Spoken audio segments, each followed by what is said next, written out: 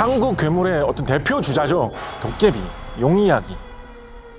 흔히 아는 그 괴물들의 모습은 친근하고 우스운 느낌이 좀 있고, 그렇지만 한편으로는 이런 느낌만 있는 것은 전혀 아닙니다.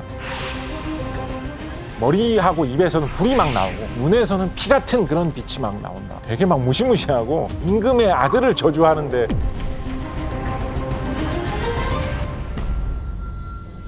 고려를 건국한 태조 왕건, 조선을 세운 태조 이성계. 태조 왕건의 할머니가 용왕의 딸이었다라고 해요. 옷을 벗어가지고 몸을 보여줬더니 용비늘 같은 게 이렇게 남아있었더라. 백룡이 내가 보답을 해줄게. 내일 내가 흥룡하고 싸울 때 화살 쏘아가지고 좀 도와달라.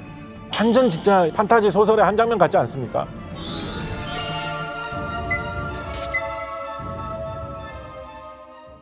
안녕하세요. 한국의 옛 기록 속에 나오는 괴물 이야기들을 조사하고 찾아다니고 정리하고 있는 작가 곽재식입니다. 요즘 분들은 한국 괴물 뭐 있어? 라고 하면 제일 먼저 떠오르시는 게 도깨비, 구미호, 용 이야기 같은 거 많이들 떠올리실 거예요. 그런데 우리가 흔히 아는 그 괴물 이야기들의 모습은 텔레비전이나 영화 속에서 반복해서 보여주던 그 모습 한 가지를 우리가 알고 있는 경우가 많잖아요. 그래서 과거에 조금은 색다른 본 모습을 한번 찾아보려고 합니다. 그래서 지금부터 대표적인 한국의 괴물 이야기, 도깨비 이야기, 용 이야기 알아보도록 하겠습니다.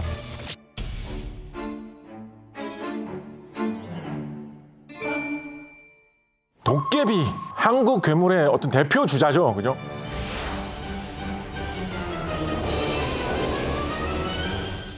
사실은 도깨비란 말은 너무 광범위하게 사용되고 있어가지고 스마트폰 같은 게 성능이 너무 좋아가지고 온갖 일을 다 할 수 있다 뭐 이럴 때도 아, 전 도깨비 같은 기계네 뭐 이런 식으로 신기한 거, 괴상한 거를 일컫는 말로 자리 잡았을 정도로 우리의 일상생활 속에서 가장 친숙한 형태의 괴물이 도깨비라고 할 수도 있을 것입니다. 그런데 그렇게까지나 널리 퍼져 있는 괴물 이야기인 것에 비하면 옛날 기록 속에서 도깨비 이야기를 찾기는 그보다는 좀 어렵습니다. 가장 큰 이유는 뭐냐면 도깨비라는 말이 순우리말이잖아요. 옛날 사람들은 한자를 써서 한문으로 기록을 많이 남겼으니까 어디가 도깨비 이야기인지를 알아보기가 쉽지 않은 거예요. 그래서 조사하는데 약간 어려움이 있습니다.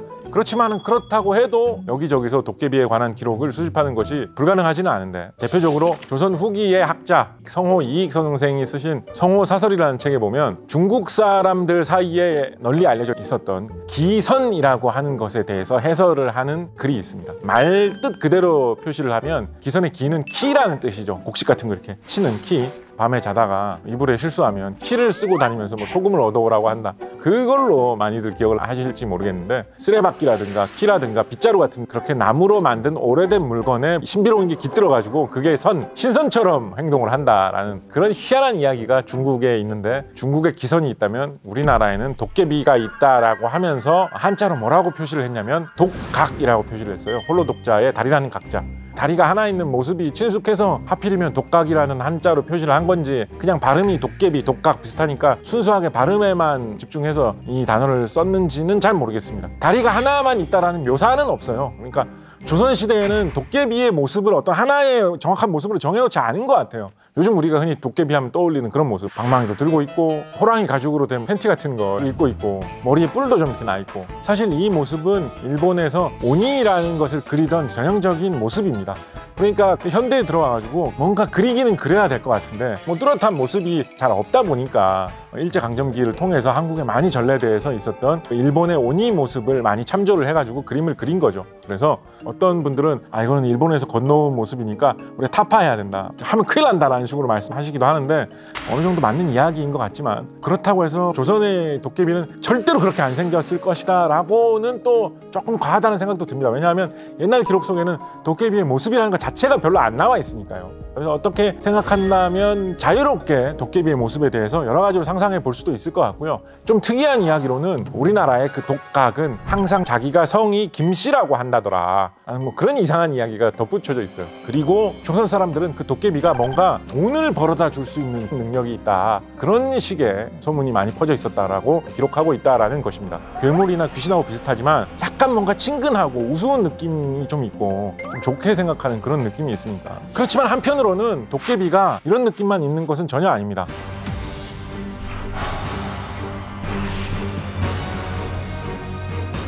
대표적으로 1745년 2월 13일자 조선왕조실록에는 독갑방이라는 것이 나옵니다. 방이라는 것은 무당을 일컫는 옛 칭호였던 것 같거든요. 이 앞에 독갑이라는 말은 도깨비를 한자로 표기한 걸로 보이죠. 그러니까 무당인데 도깨비를 섬기는 무당인 것 같아요. 그런데 이 독갑방이 뭘 했다고 조선왕조실록에 실려 있느냐, 사람을 저주하는 일을 한 거예요. 당시 시점으로 볼 때 아마도 영조 임금의 아들이었던 사도세자를 저주하려고 했다는 혐의를 받고 이걸 조사하는 내용이 실려 있는 거예요.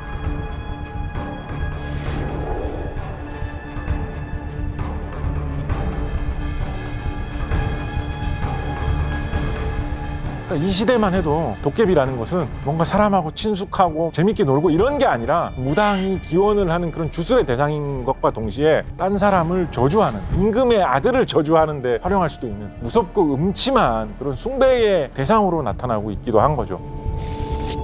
한편으로는 조선시대에 이런 도깨비가 나오는 기록 중에서 제일 오래된 하나를 뽑아보라고 하면 세종 임금이 주도가 돼가지고 쓴 월인천강지곡이라는 노래에도 도깨비라는 말이 나오는데, 여기는 아마 돛갑이라는 한글 표기로 표기가 돼 있을 텐데, 거기에 보면 불교의 야차가 나타나는 장면을 노래하는 부분이 있는데, 그 야차라는 말을 도깨비라고 번역을 한 거예요. 그 이야기 속에서 도깨비의 묘사는 머리하고 입에서는 불이 막 나오고 손하고 발톱하고 이빨이 아주 길고, 그리고 눈에서는 피 같은 그런 빛이 막 나온다라는, 되게 막 무시무시하고 겁나는 그런 모습으로 나타나 있습니다. 그러니까 도깨비의 전통적인 묘사를 하기보다는 이 이야기 속에 나오는 야차의 모습을 가져온 거죠.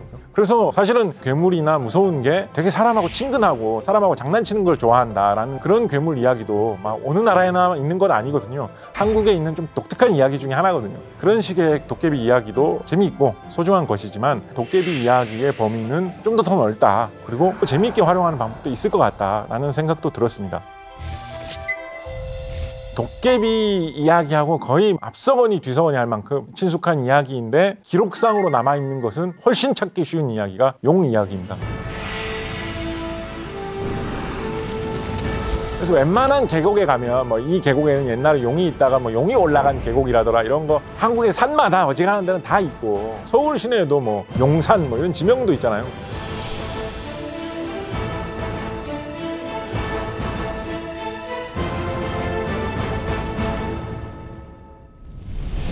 우리나라에 곳곳에 다 있는 그런 이야기가 용 이야기입니다.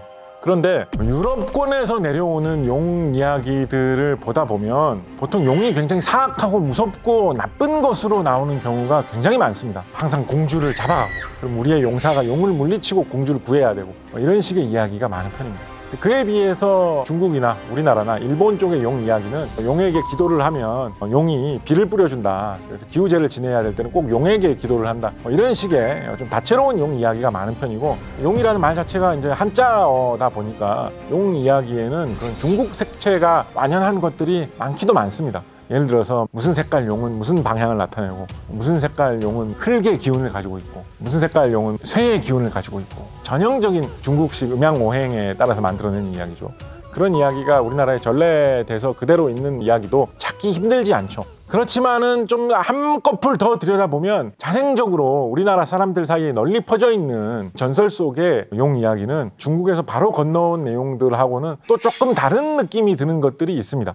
대표적으로 여러분 좌청룡 우백호 이런 말씀은 한 번쯤 들어보셨을 거예요. 중국의 도교 사상에서 나오는 이야기가 있는데, 그렇지만 의외로 한국에서 지역마다 스며들어 있는 이야기 중에서는 청룡 이야기가 별로 없어요. 오히려 청룡 이야기보다 노란색 용, 황룡 이야기가 오히려 더 좀 찾아보기 쉽지 않을까 싶은 생각이 들 정도로, 대표적으로 경주에는 황룡이 나온 곳에 절을 지었다라고 해가지고 황룡사라는 절이 있었다라고 하죠. 그리고 흰색 용 이야기도 굉장히 많은 편이에요. 백룡 이야기, 그리고 백룡 이야기에 대조되다 보니까 검은색 용, 흑룡 이야기도 많은 편이고, 대표적으로 조선시대의 고전 문학인 용비어천가에 보면 조선을 세운 태조 이성계의 아버지가 어느 날 밤에 꿈을 꿨는데, 백룡이 태조 이성계 아버지한테 너 활을 엄청나게 잘 쏘는 걸로 알고 있는데 내일 내가 흑룡하고 싸울 때 네가 옆에서 화살 쏘아가지고 좀 도와달라, 그럼 내가 보답을 해줄게. 그렇게 해가지고 이성계 아버지가 다음날 물가에 가봤더니 진짜로 백룡하고 흑룡이 서로 싸우고 있어가지고 화살을 흑룡한테 쏘아서 백룡이 이기게 해줬더니 그 대가로 아들을 임금님이 되게 이렇게 운명을 만들어줬다라는 뭐 그런 이야기가 있는데, 완전 진짜 어린이들이나 청소년들이 보는 그런 판타지 소설의 한 장면 같지 않습니까? 조선시대 사람들은 이런 이야기가 진짜 멋있어서 이런 이야기를 하면 그 임금님의 멋있음과 정통성을 살려줄 수 있는 이야기라고 생각을 해가지고 용비어천가에 집어넣었던 거예요. 그런 거 보면 진짜 옛날 사람들의 사고방식이 지금하고는 좀 다르죠. 그죠? 왜 이런 백룡 이야기 혹은 황룡 이야기가 더 인기 있을까 생각을 해보면, 비교적 근거가 있는 생각으로는 바닷가에서 생기는 회오리 바람을 우리나라에서는 용오름 이런 식으로 부릅니다. 회오리 바람이 바다에서 일어나가지고 물기둥이 치솟는 듯한 그 모습이 나오는 거를 용이 올라가는 모습 같다라고, 그래서 용오름의 색깔은 흰색이 많으니까 옛날 사람들은 그걸 보고 와, 내가 진짜로 바다에서 흰색 용이 하늘로 올라가는 장면을 내가 두 눈으로 목격했다라고 하면서 엄청난 충격을 받고 신비감에 사로잡혔을 텐데, 그래서 백룡 이야기, 하얀색 용 이야기가 같이 좀 유행을 했던 것 같아요. 또 용 이야기가 왜 유행을 했을까 생각을 해보면, 우리나라에서 의외로 공룡 화석이 좀 발견되는 편이거든요. 특히 발자국 흔적 같은 거는 세계적으로 좀 많이 나오는 편이라고 하죠. 대표적으로 1999년 경상남도에서 발견된 공룡 뼈는 부경고사우루스라고 하는데, 부산의 부경대학교 연구팀이 이제 발견해가지고 이런 이름을 붙였는데, 발견된 뼈들을 모아가지고 분석을 해보니까 크기가 한 15m 정도는 될 법한, 목이 길고 꼬리가 긴 그런 공룡으로 추정되는 뼈라고 하거든요. 조선시대 사람들도 공룡 뼈를 봤을 기회는 있잖아요. 1억 년 이상 그 자리에 묻혀 있었던 뼈인데, 만약에 조선시대 사람들이 엄청나게 큰 뱀뼈나 도마뱀 뼈 비슷하게 생긴 공룡 뼈 같은 그런 모양을 봤으면 이거 혹시 용이 살다가 묻혀가지고 생긴 뼈가 아닐까? 그런 상상을 할 수 있었겠죠. 그리고 그런 흙 속에서 묻혀있던 뼈 이런 거를 보다 보면 아무래도 흙 색깔인 좀 이런 누른 색깔, 시커먼 색깔 이런 쪽의 용을 더 떠올리기 쉬웠을 것이다. 이런 상상도 좀 해볼 수가 있겠습니다. 가장 한국인들 사이에 한때 크게 유행했던 용 관련 이야기를 하나만 꼽아보라면, 저는 고려시대를 장식했던 용손 이야기, 즉 용의 자손 이야기를 한번 이야기해보고 싶습니다.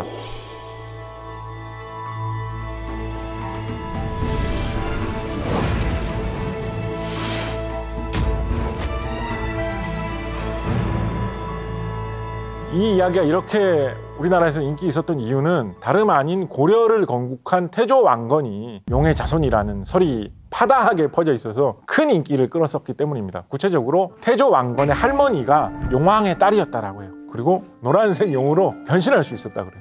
조선시대에 펴낸 고려시대 역사책인 고려사를 보면 이 이야기가 좀 자세하게 나와 있는데, 태조 왕건의 할아버지가 작재건이라는 사람이었는데 바다를 돌아다니면서 뭔가 이렇게 사업을 하는 그런 집안의 자식이었던 것 같은데, 서해 바다를 건너가고 있다가 지금의 백령도로 추정되는 곳 정도를 지나다가 갑자기 배가 움직이지 않게 되는 그런 상황에 발생을 합니다.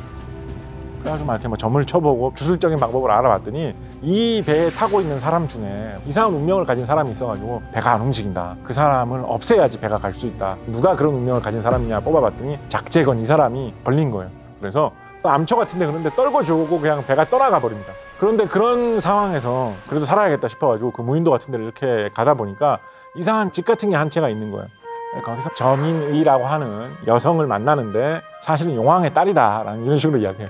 그렇게 해가지고 뭐라고 이야기를 하냐면 화살을 굉장히 잘 쏘았다고 해요. 태조 왕건의 할아버지도. 그래서 늙은 여우가 한 마리가 있어가지고 우리 용왕 집안을 너무 괴롭히고 있다. 화살을 굉장히 잘 쏘니까 우리가 싸울 때 좀 도와달라. 도와준다고 합니다. 그리고 늙은 여우가 딱 나타나는데 그 모습이 치성광열애라고 하는 불교 문헌에 나와 있는 신령 같은 걸로 변신을 해가지고 막 빛을 뿜고 막 노래를 연주하는 소리가 들리게 하면서 굉장히 멋있게 나타나는 거예요. 그래가지고 태조 왕건의 할아버지 작재건이 화살을 못 쏩니다. 주저주저 합니다. 옆에 있던 저민이가 아이 정신 차리라고, 저 사실은 늙은 여우가 변신한 모습일 뿐이라고 해가지고 화살을 쏘았더니 그 화살을 맞고 떨어졌는데, 떨어지니까 이제 늙은 여우의 모습으로 떨어지고 다 이제 이겨가지고 용왕을 만나러 가죠. 용왕이 용궁에 있는 것 중에서 네가 달라는 대로 다 줄 테니까 하나 골라가라 라고 하니까 무슨 보물을 가져갈까라고 막 고민을 하는데, 옆에 있던 어떤 할머니가 딴 거 고르지 말고 저 딸하고 결혼을 시켜달라고 해라 라고 팁을 살짝 줘가지고 따님을 주십시오 라고 해가지고 용왕의 딸하고 결혼을 하는데 성공했고, 그 후손이 태조 왕건이다 라는 그런 식의 이야기입니다. 이야기 자체가 좀 모험담 같고 묘사 같은 것도 좀 재밌는 부분이 있고 그래서 뭐 재밌게 퍼졌던 것 같은데 심지어 조선시대에도 어우야담 이런 책에도 그런 이야기 있어요. 고려의 말년 시대의 임금님 중에 우왕이라는 임금님이 있었는데 이 사람이 진짜로 태조 왕건의 자손이 아니다. 너는 사실은 신돈이라는 사람의 자손인데 가짜로 태조 왕건의 자손인 척하면서 임금님 척하고 있는 거다. 이런 혐의를 받아가지고 처형당하기 전에 나는 신돈의 자식이 아니라 태조 왕건의 자손이 맞다라는 거를 증명하기 위해서 옷을 벗어가지고 몸을 보여줬더니 용비늘 같은 게 이렇게 남아있었더라. 이런 이야기를 억울하게 나는 희생되고 있다는 걸 증명했다는 그런 이야기가 조선시대까지 남아있었다라는 걸 보면 태조 왕건 할머니가 용왕의 딸이었다는 이야기가 굉장히 유행했던 것 같아요.